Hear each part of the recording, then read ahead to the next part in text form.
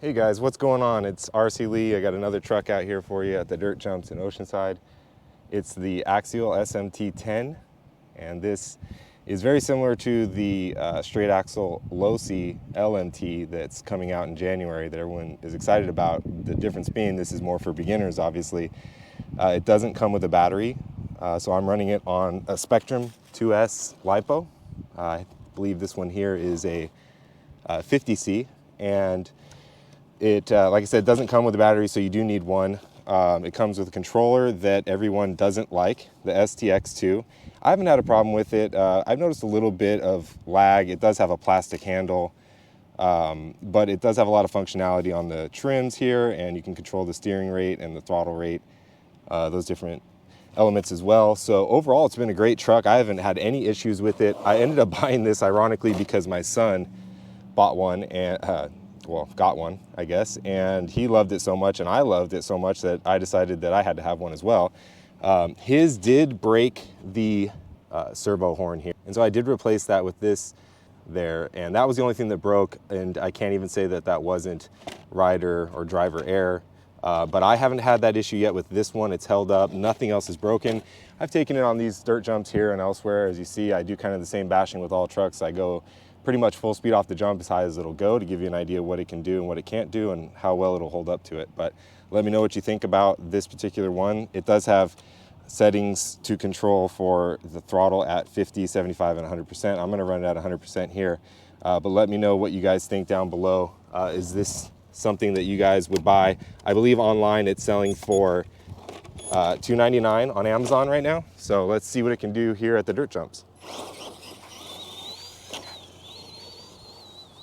It does have a brushed motor.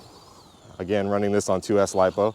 See how it does through the leaves. It holds up to the leaves well. And it has really good action. It loves this dirt up here. The neighbors don't, but it loves this loose sand for the action. And it really has pretty good balance considering how high it sits. It doesn't flip over as much as you would think. It's actually pretty stable.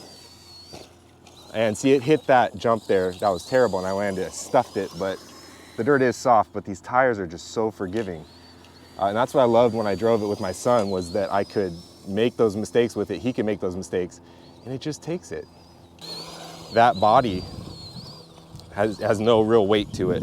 There's no lights or anything like the LMT, not a lot of metal parts either, but it turns on a dime. In fact, if you have this truck, I have the steering rate turned way down because a lot of people have complained, and you'll notice here that when I turn, that wheel just locked right there. I don't know if you can see that. I can kind of lock that wheel, and same thing this way.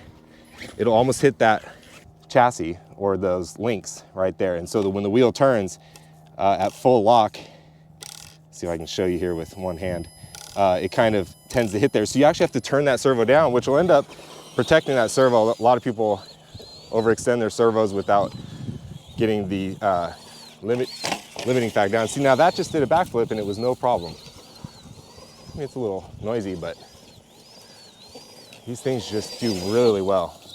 Brush motor. Again, you could put a brushless system in here if you wanted to. I don't know how well it would hold up if you did that. You probably could run 3S on this and it would be a whole lot of fun, but again, I don't know if I'd recommend that with the durability. To give you an idea what the underside looks like there. There's the axles,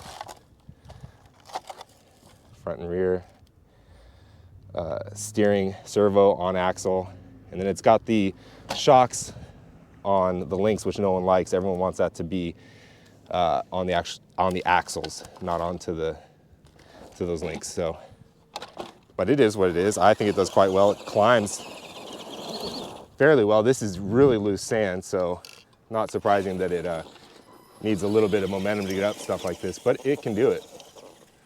A little bit of rubbing with those tires, but they're just so soft and forgiving. A little backflip action there. Let's see what this thing can do over here. Actually, this is a good spot to test this thing out. There we go.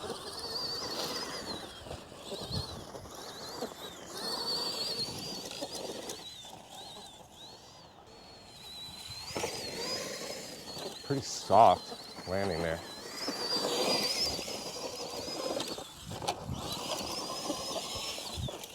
will flip over. A little bit of traction roll there. And this is in loose dirt, so obviously if you're on asphalt, it'll be way faster and it'll also get a lot more of that traction action. What do you guys think of this thing? Do you like it or not like it? Leave your comment down below.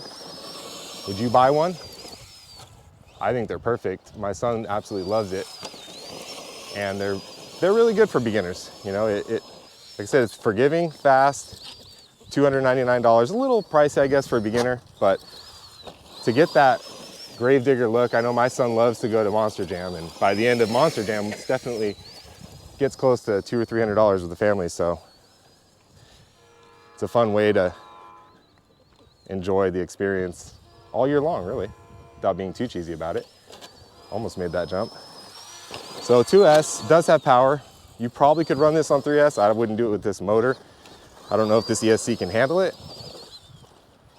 But like I said, tons of fun. I haven't had any issues with the controller, but I do a lot of stuff like this here where I'm not more than, well, let's test it real quick.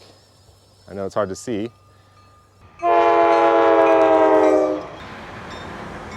We'll let the train go by, but I'm at least, I don't know, I'd say 50 yards away, 150 feet away. Oh, cased it. And no problem controlling it other than my driving skills, not being able to clear the mound and not quite having enough power to hit these jumps. These are really more of a 3S type of a jump out here.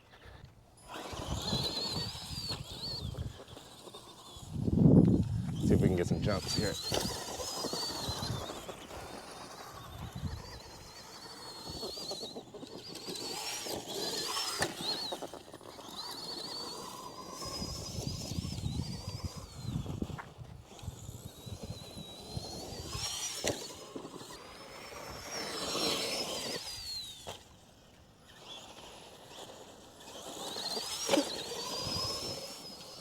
Okay guys, don't forget to like and subscribe.